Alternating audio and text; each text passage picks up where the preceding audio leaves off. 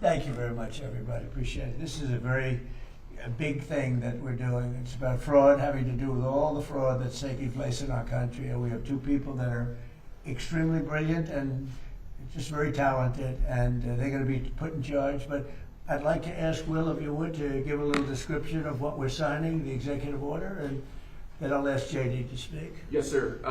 As you stated in your State of the Union address, in light of widespread revelations of fraud in federally funded programs in states like Minnesota and California, this executive order in front of you will establish a new task force aimed at rooting out that fraud, returning potentially billions or tens of billions or even hundreds of billions of dollars to the American taxpayer. This task force will be chaired by the Vice President.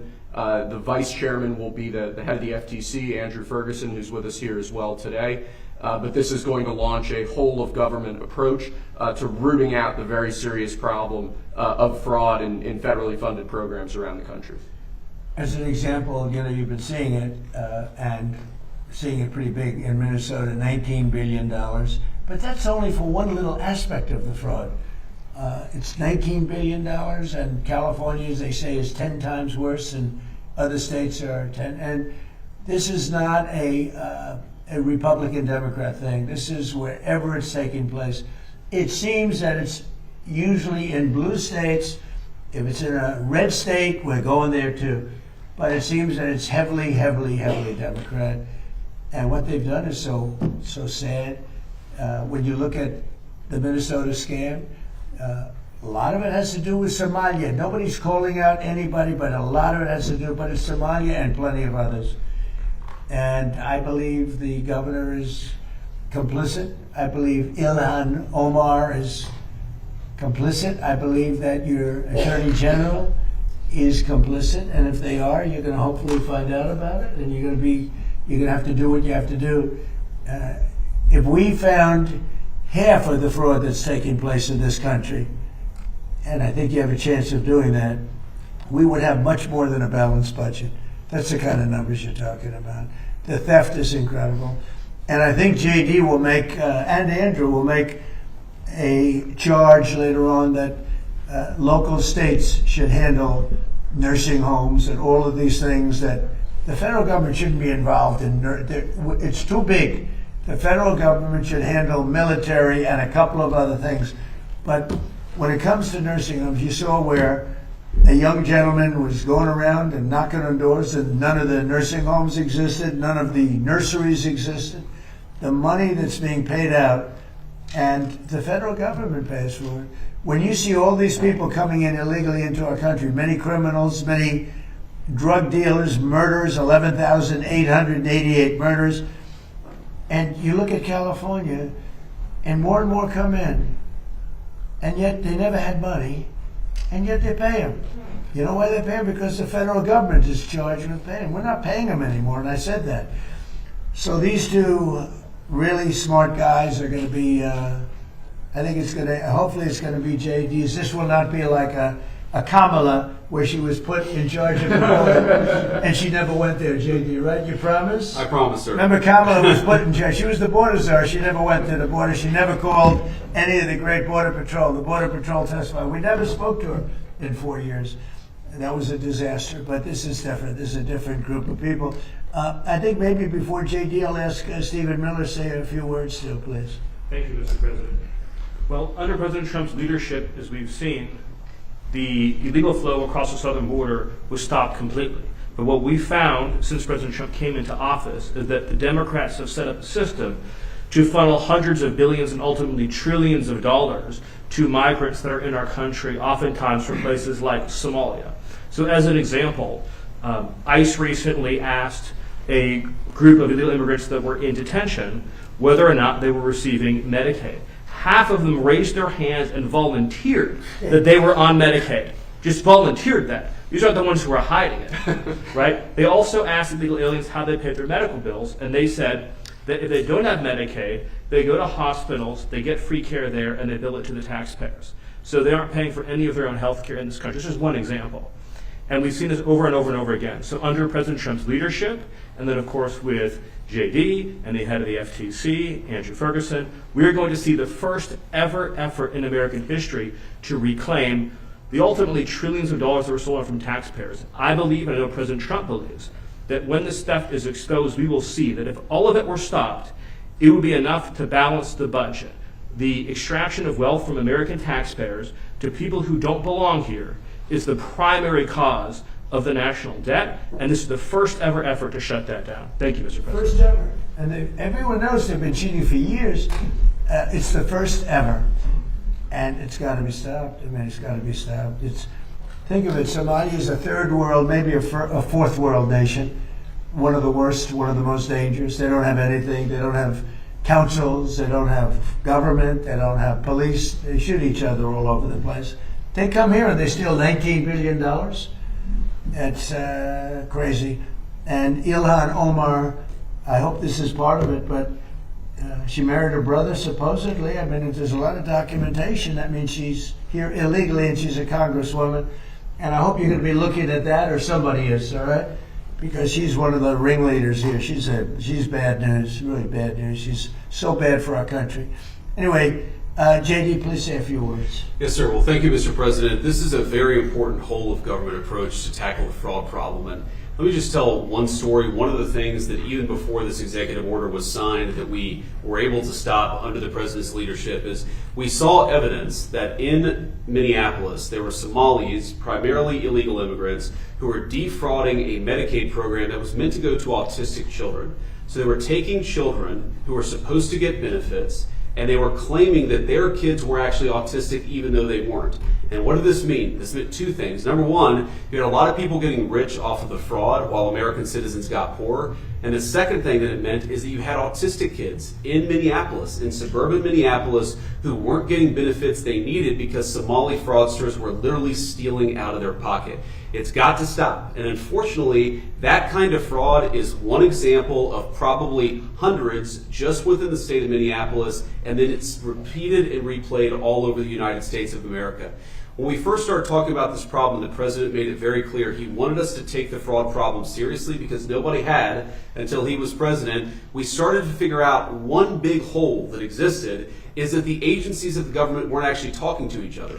So Treasury would have evidence of financial fraud, but wasn't talking to the Department of Justice about it. Health and Human Services had evidence of Medicaid fraud, but wasn't talking to the Department of Treasury about it. So what this executive order does is force the entire apparatus of the federal government to do two things. Stop the fraud on the American taxpayer and make sure that the benefits that ought by right go to American citizens and not to fraudsters.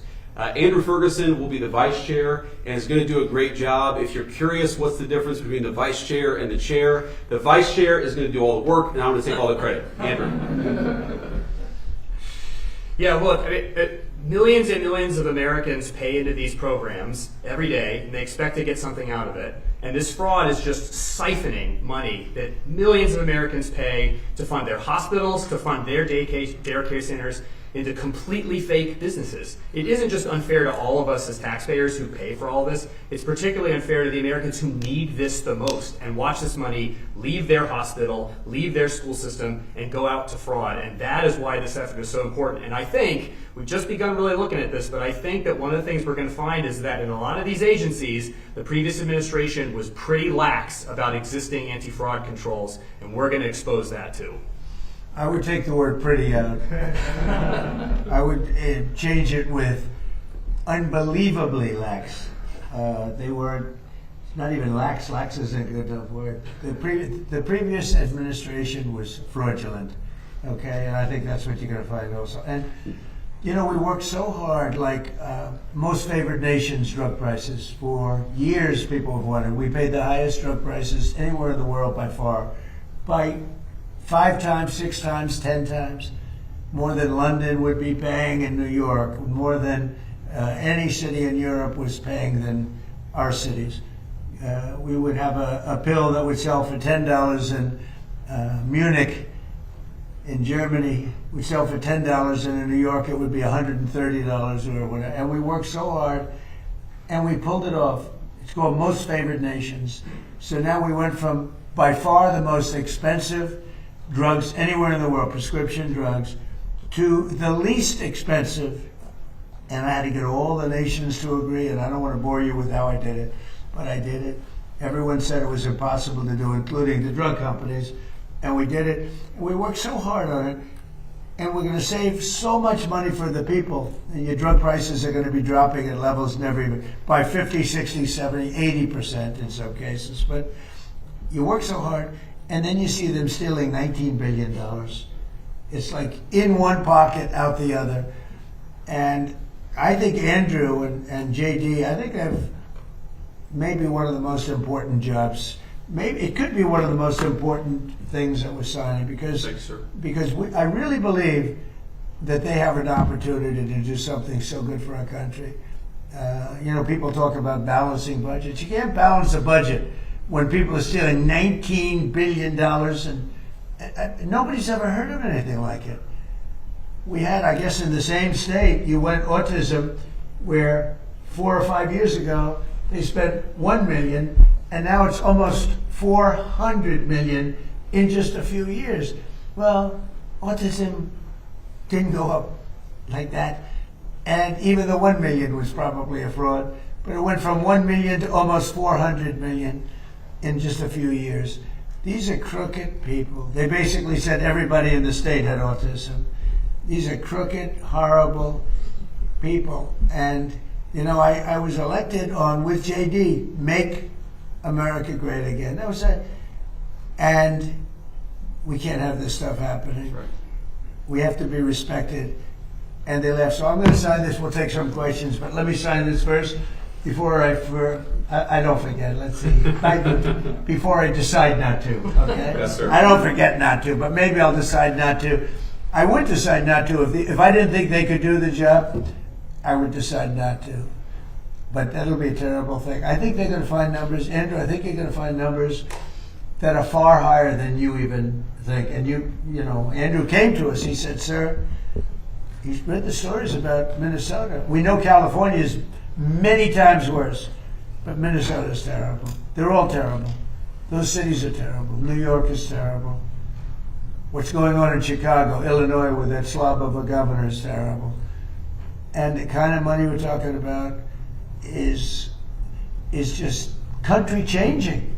It's country changing money.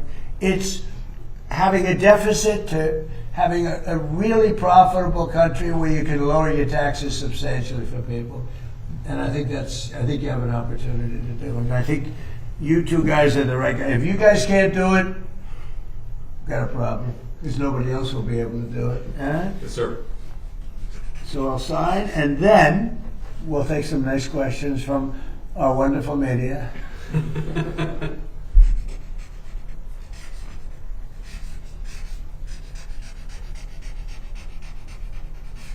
Okay. Go on.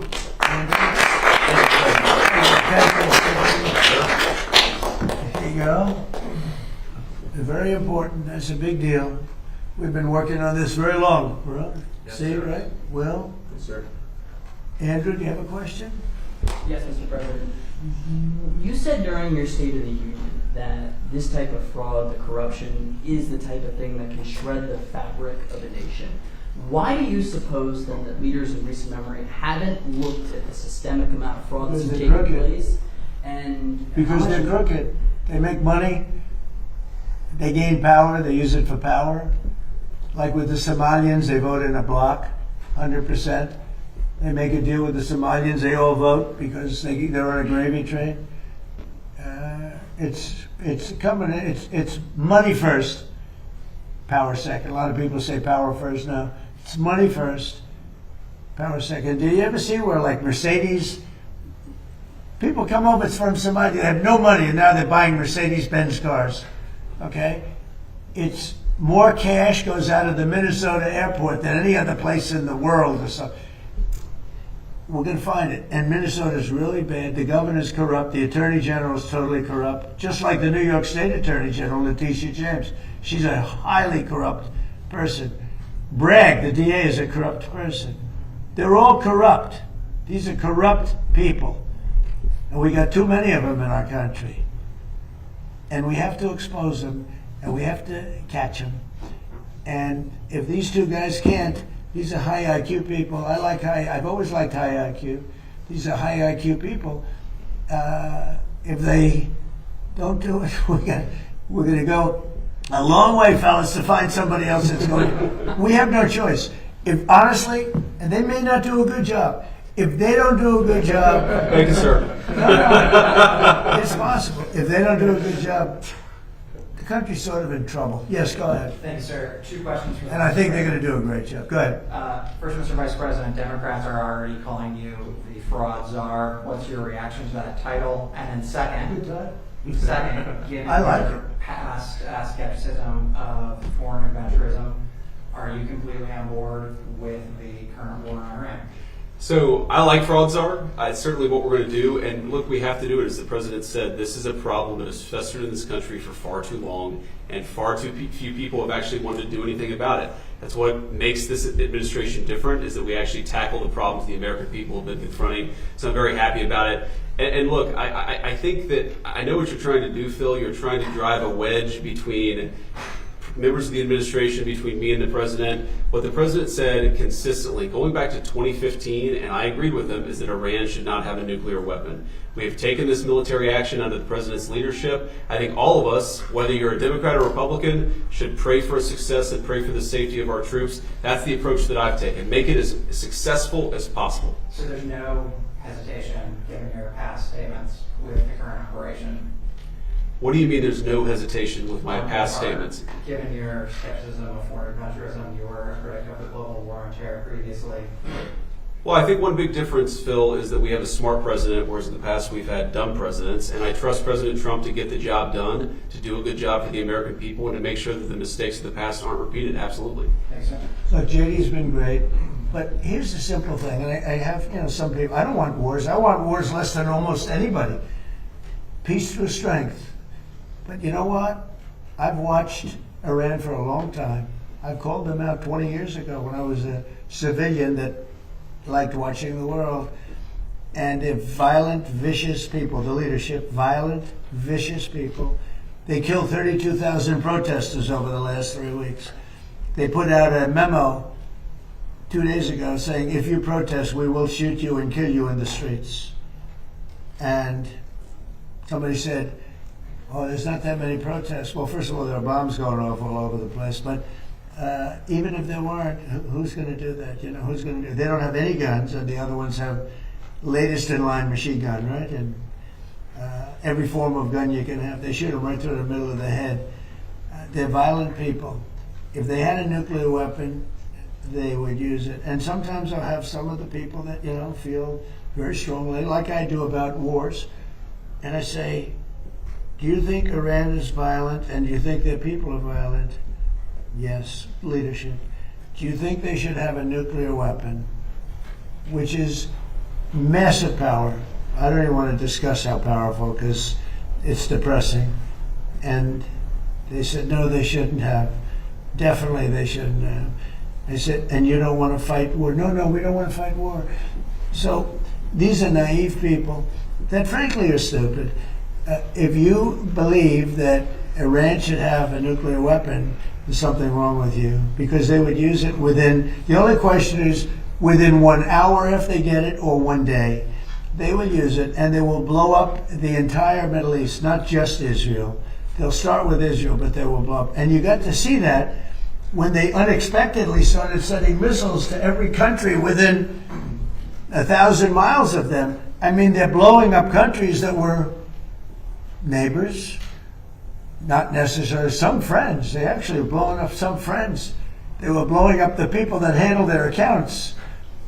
They're sending thousands of missiles into countries that didn't expect to be in the war, because they wanted to take over the Middle East. And if I didn't terminate Barack Hussein Obama's horrible Iran nuclear deal, which I did in my first term, one of the dumbest deals, perhaps the dumbest deal, because of the danger involved, you would have had them have a nuclear weapon 3 years ago, maybe 4 years ago. They would have used it, blown up the Middle East, and they would have then come after us. And if these gorgeous B-2 bombers, give me that bomber, Andrew. Let me just hug that little sucker. Give me that bomber over there. Thank you. You knew immediately which one. This looks small, but in person it's very big. 'Cause it's the only plane capable of carrying a 200,000-pound bomb. So I don't know how they do it, because it's very sleek and nice, but it carries a lot of weapons and there's a lot of bombs. But had I not sent this incredible machine, times numerous others, to hit Iran at midnight with no moon, dead dark, every single bomb was dropped right down the chute that it was supposed to hit. How they do it, who knows? Nobody else can figure. No other country can do it. No other country has our military or even close. And I think we've probably proven that with Venezuela and now with because we have done a number in Iran. But if I didn't do that, if I didn't decimate, I call it their nuclear dust, they would have had a nuclear weapon within 1 month after that bombing took place. And they would have used it on first Israel and then the Middle East. And you know that because all of those missiles that were launched against their neighbors were set long ago, long before they knew they would be using them this quickly. Had we not done this, you would have had a nuclear war that would have evolved into World War III. And more important, this is a war that there would have been nothing left. So we've done a great thing. The people that say it's okay for a very sick ideology, a very sick country in terms of its leadership, very good people, great people.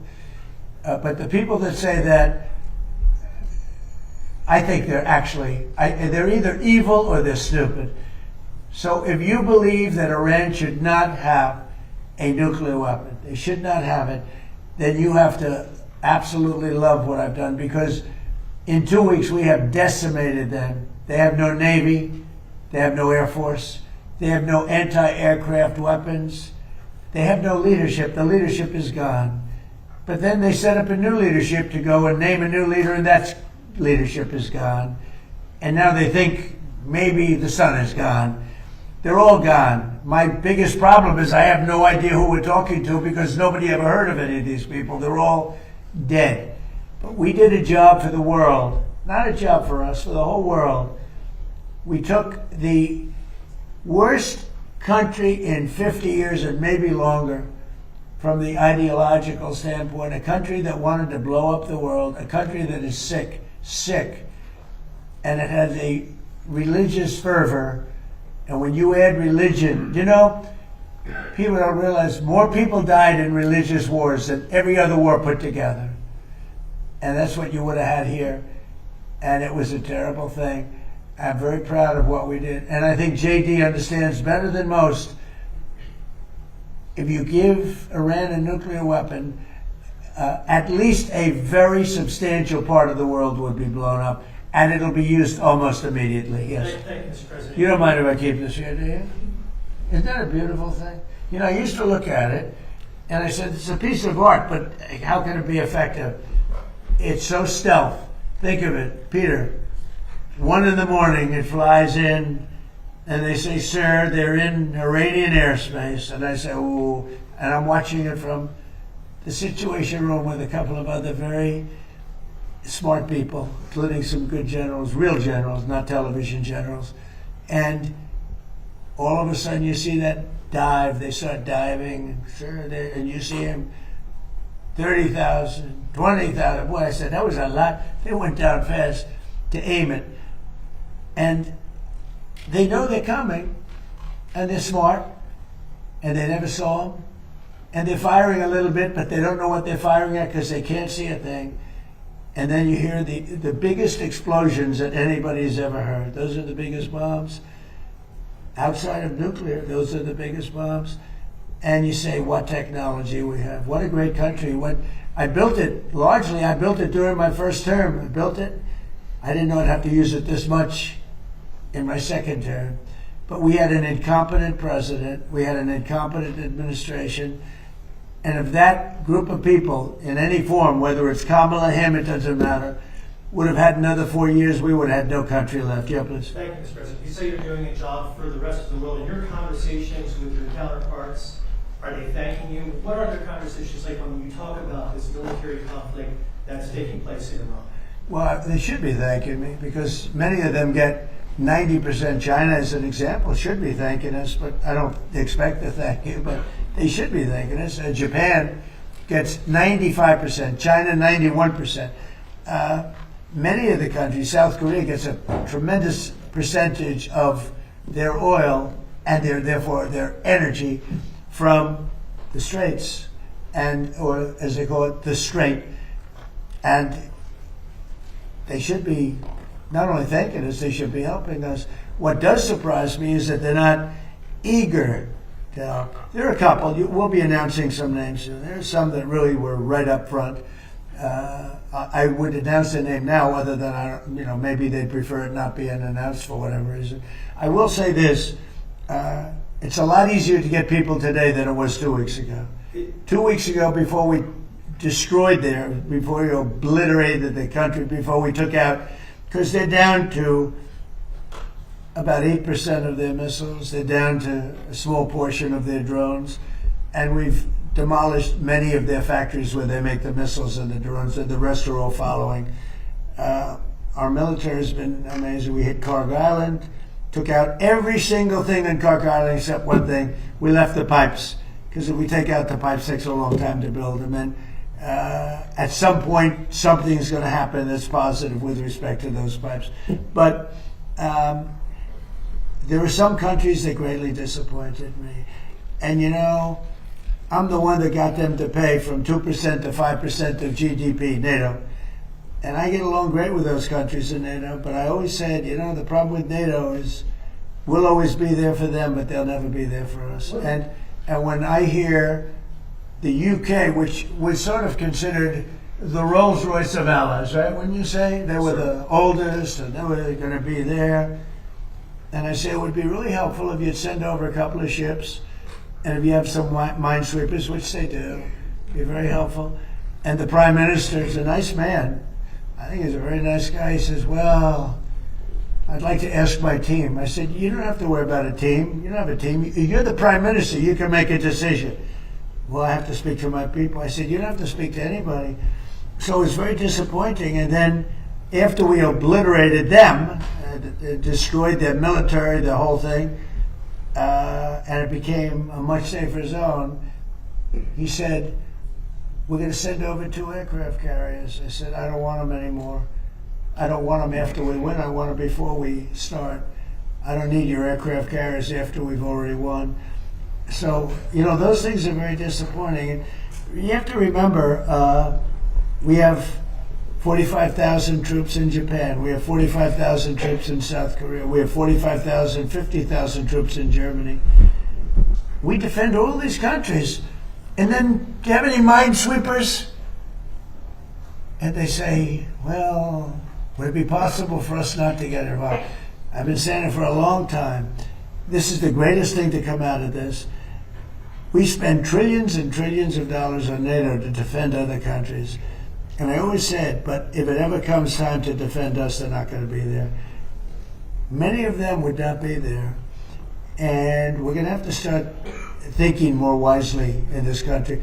Some have been very good. 1 or 2 have been great. I'll tell you who the great ones are at the right time. But there have been some that were right up there, Peter. They were right up there. They wanted to do it so much. Go ahead, Peter. Thank you. You were talking about Iran a couple times today and what they did after Epic Fury began. You said they hit Qatar, Saudi Arabia, UAE, Bahrain, Kuwait. Nobody expected that. We were shocked.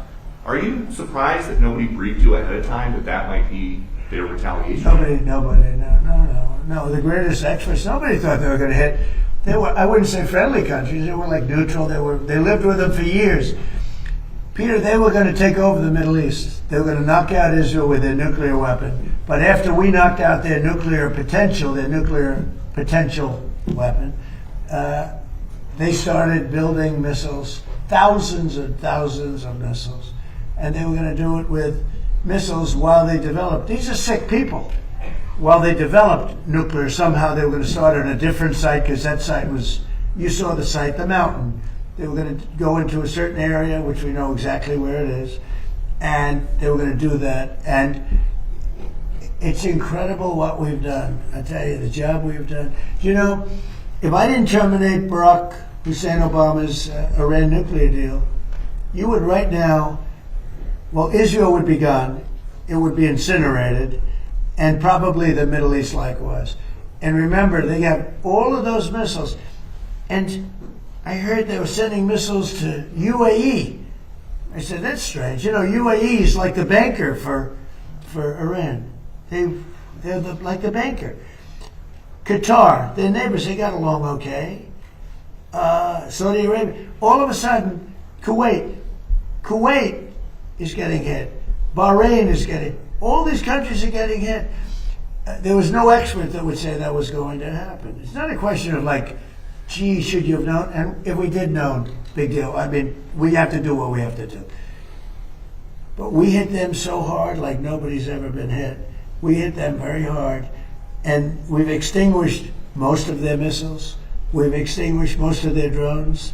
We've extinguished most of the places where the missiles and the drones are built. We've fully extinguished 2 layers of leadership and probably a third, if you believe some stories. So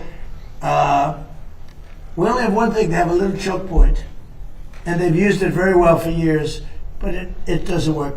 But I think this, if some of these countries that we've been good to for years, and maybe more important than that, some of these countries that get 90% and 95% of their energy from Hormuz, the Strait. Hormuz, a famous, wonderful, beautiful place, but you wouldn't want to be necessarily sailing a boat there right now. Okay, you know why? Not because of them, because of us. Because we've taken out their entire navy.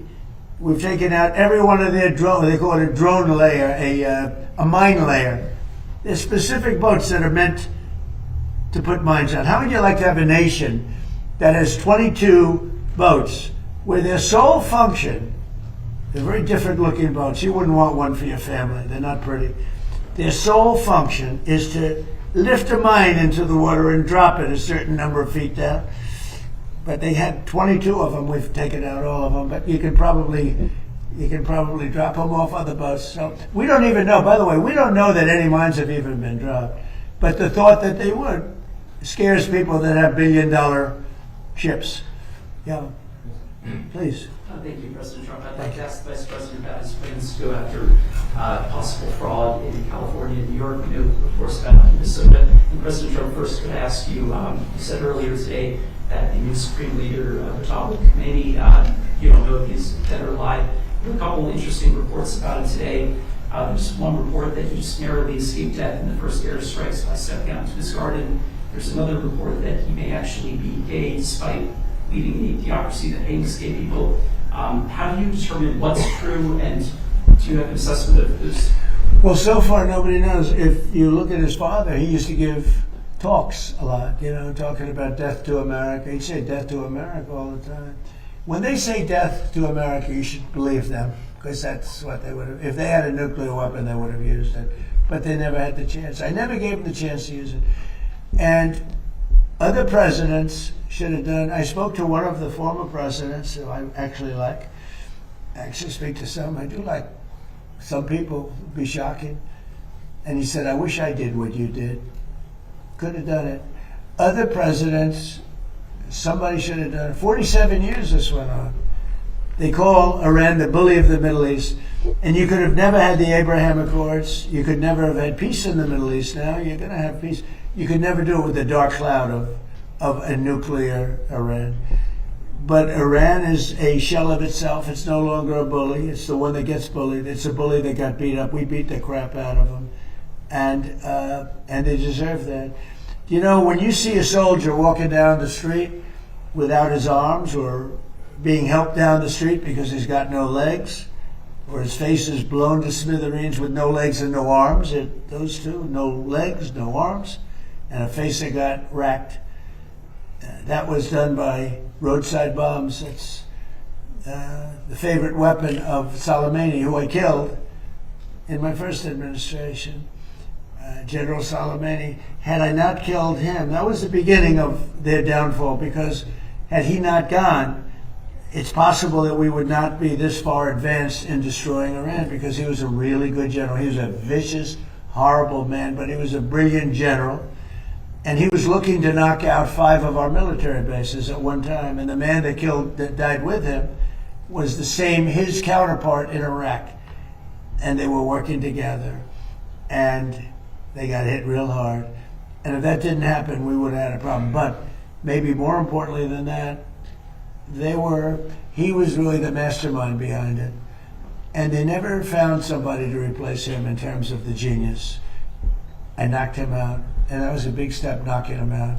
But if we didn't get rid of the Obama deal, I terminated it against the wishes of my then Secretary of State. He was no Marco.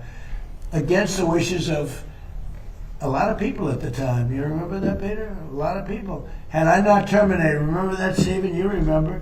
They were all like, dude, this is not. That deal was a disaster. That was a road to a nuclear weapon. They would have had it 3 years ago. And it would have been used, I would say, 2 to 3 years ago, and it would have been used in the Middle East. And by the way, after they were finished that, they were coming over here. They never got a chance to do it. I just want to ask you about something very interesting that you said twice today. That you talked to another former president about the Iran strikes. I did. Was it George W. Bush? No. Was it Bill Clinton? I don't want to say. I don't want to say. Because Barack Obama. a member of a party, they have Trump derangement syndrome all, but it's somebody that happens to like me, and I like that person who's a smart person. But that person said, I wish I did it. Okay? But I don't want to get into who. Okay. I don't want to get him into trouble. Maybe, hey, you know what? Yeah, I think you probably know. You know, it's interesting. And maybe he'd be proud. I could even ask him that. Would you like me to reveal your name to Peter at Fox? Well, at least you have high ratings.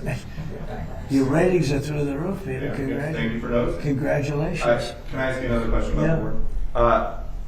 If Iran, as you said, totally obliterated, got the missiles, got the first 2 rounds of leadership, Air Force gone, Navy gone, can we wrap this war up this week? Yeah, sure. Will we? I don't think so, but it'll be soon. Won't be long. And we're going to have a much safer world when it's wrapped up. It'll be wrapped up soon. We're going to have a much safer world. I had an obligation to do this. I didn't want to, I call it an excursion. I didn't want to make this journey. We had the highest stock market in history. We had low gas prices. Everything was good. And I know exactly. I know what, you're going to do it. And people are going to raise the price of oil. That's good. But I know that. But that's a very small thing compared to allowing them to have. You want to see the stock market go down? Start letting them hit you with nukes. Okay? I think, I said it this morning, I think it's a very small price to pay. And frankly, I thought it was going to go down much more, if you want to know the truth. I assumed that it was going to go down much more, only because people don't understand it's a big chess game at a very high level. It's a very high level chess, the highest. And I'm dealing with very smart players. These are smart people. They don't get there. When you deal with some of these people, you're dealing with high level intellect, very high IQ people. These are not Jasmine Crockett and her group. These are smart people. These are really smart people, and violent people, and vicious people, and some very nice people. And some are very nice but violent. They turn violent. But you know what? If I didn't do what I did, we would have been hit. Number one, very important, was the termination of Obama's horrible deal, and number two, this beautiful plane hitting them 8 months ago, whatever it was, and taking out their nuclear capacity. That totally threw them for a loop.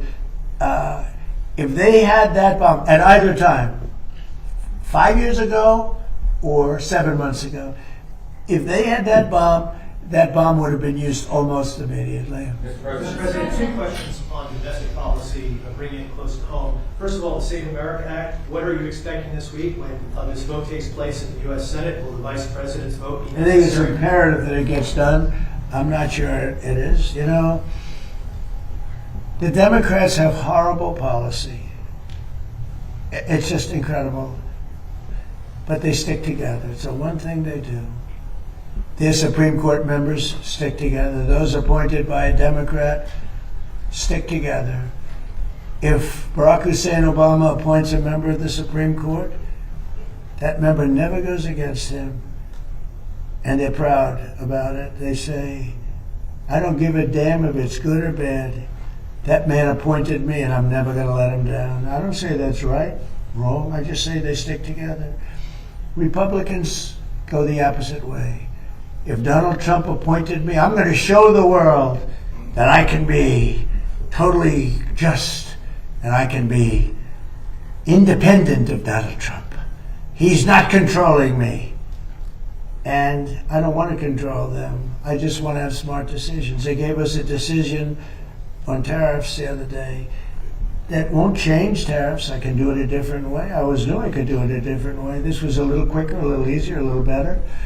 But they gave it a decision that could cost this country $500 billion to pay people back. Because now I have to start the tariffs all over again. Very simple. And what happens with the money I've already collected? Why didn't they say, starting from now, go the other way?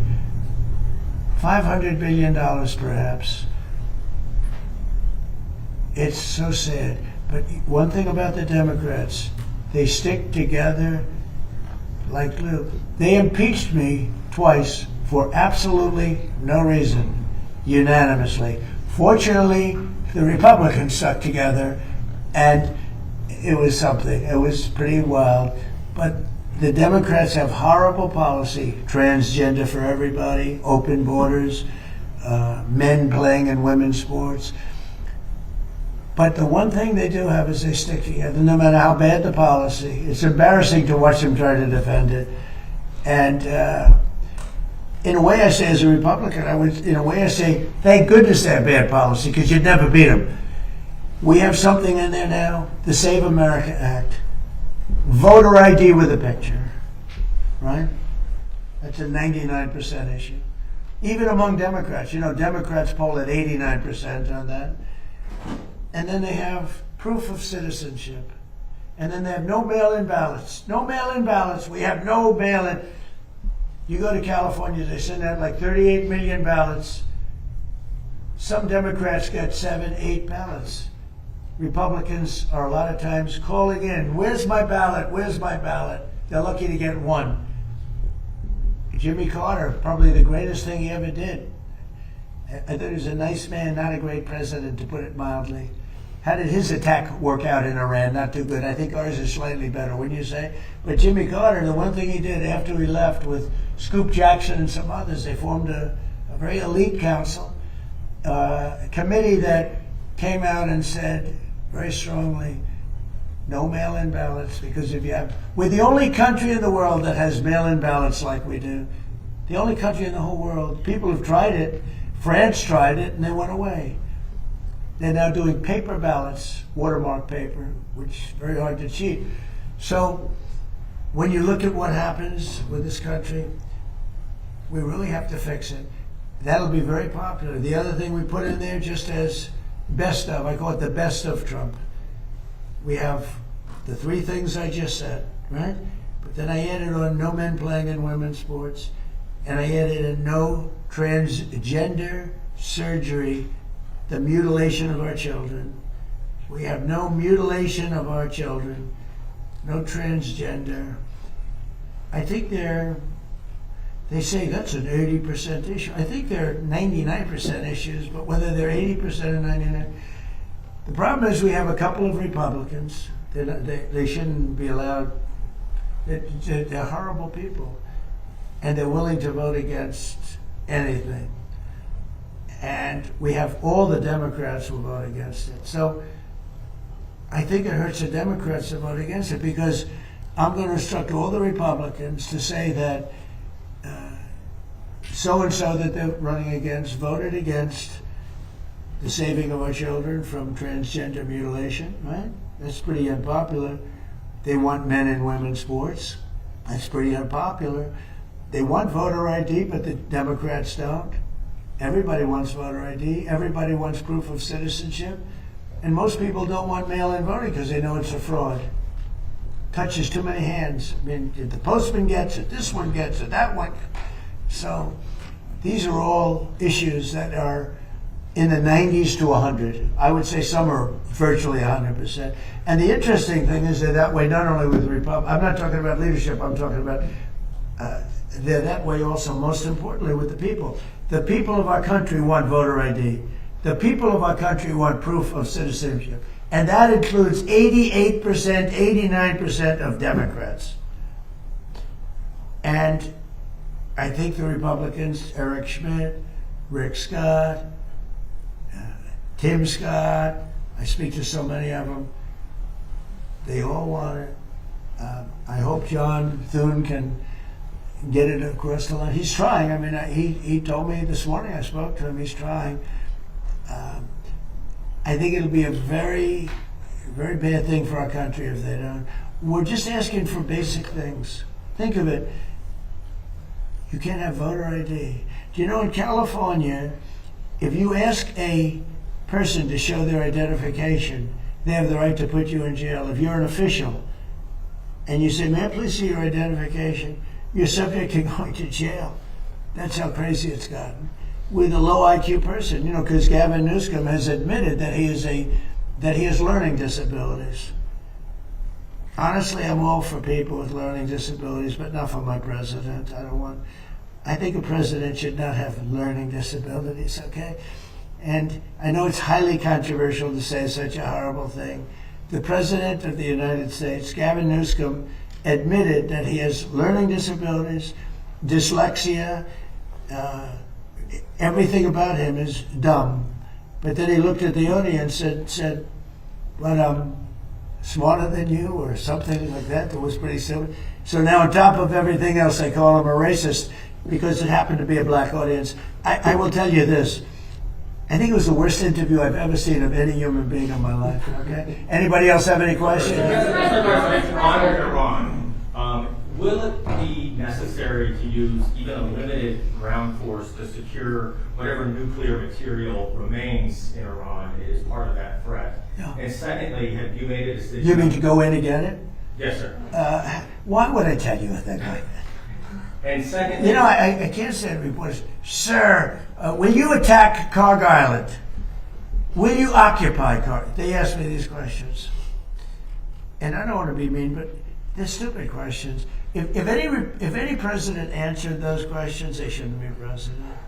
and secondly, sir, do you still plan to travel to Beijing at the end of this? I don't know. We're working on that right now. We're speaking to China. I'd love to, but because of the war, I want to be here. I have to be here, I feel. And so we've requested that we delay it a month or so. And I'm looking forward to being with them. We have a very good relationship, but because of the war, there's no tricks to it either. It's not like, oh, gee, I'm waiting. It's very simple. We got a war going on. I think it's important that I be here. You know? So it could be that we delay a little bit. Not much. Peter? When you say Cuba is next, Cuba. is Cuba, whatever you do with the military there, it seems like something, will that look more like Iran or Venezuela? Can't tell you that. I can tell you that they're talking to us. It's a failed nation. They have no money, they have no oil, they have no nothing. They have nice land. They have nice landscape, you know. It's a beautiful island. I think they have great people. You know, I know so many people from Cuba that were treated terribly and they're over here and they became rich.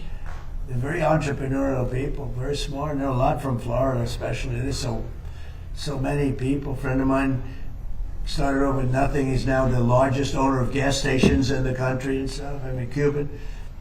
I also know, I was just with a fantastic person who's Cuban and made a fortune in sugar. You know, Fanjul family, right? And this family wants to go back to Cuba to visit it. They haven't been back in like 50 years or something. They largely come from Cuba.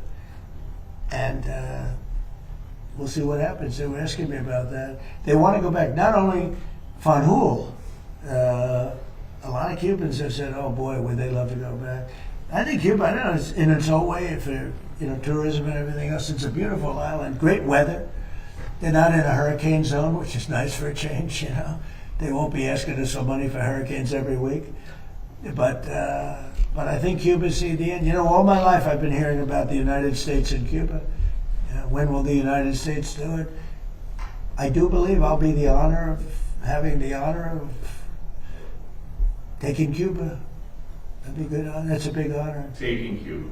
Taking Cuba in some form, yeah.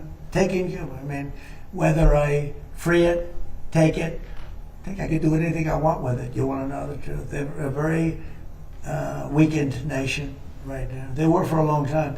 And very violent leaders. Castro was a very violent leader. His brother's a very violent leader. Extremely violent. That's how they governed. They governed with violence. But a lot of people would like to go back. Okay, one more question.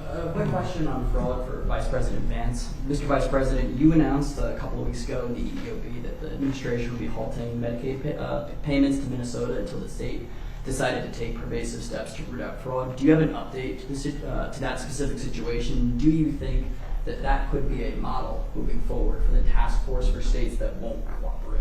So I don't have an update there. Dr. Oz is looking to it, trying to work with the authorities in Minnesota to try to figure that situation out.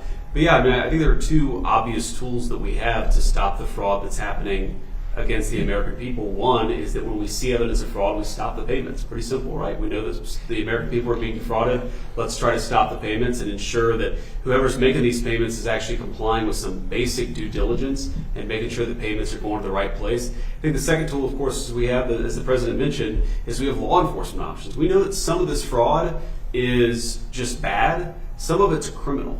We know that people are intentionally trying to defraud the American people. It's not just in Minnesota, it's all across the country. 99% is criminal. Yes, sir. So this is one of the reasons why DOJ is such an important part of this, is because we have to make sure that where we see criminal conduct, we actually prosecute it. And the President's talked about this a lot in the past. I don't need to repeat it, but it's worth noting that so many times when we find people engaged in really, really bad conduct, the local judge or the local grand jury tries to stop it. One of the cool things about what we're doing is we're trying to take some innovative steps to ensure that when we find criminal fraud, we can actually prosecute it all the way to the end. Mr. President, She wanted one question. She's over here, and you guys are over there. Where's your main camera? Is it this one? Which one is the main camera? Okay, good. Nice center. Good. I thought it was that one. Thanks, Mr. President. Remember, with Daily Wire, not CNN. We just wanted to ask about DHS, still not funded, but we reported earlier today that 80% of the primary task force that focuses on investigating terrorism is working without pay. So should that impact Democrats' decision? The Democrats aren't paying. The Democrats, we have a deal. They just said we're not going to pay. We're not going to do anything, and it's terrible. The Democrats are terrible. It'd be nice to get along, but for years this has been going on, not just with me. For years it's been going on. Different ideology, but also different tactics. Here we are, we're fighting big battles with a very tough enemy and winning nicely. And we're not allowed to have security in our country. It's crazy. The Democrats don't want to pay. These are bad people. These are not people that love our country, I can tell you that. Very sick people. Thank you very much, everybody. Thank you. Thank you, sir. Thank you guys. Thank you. Thank you for having us.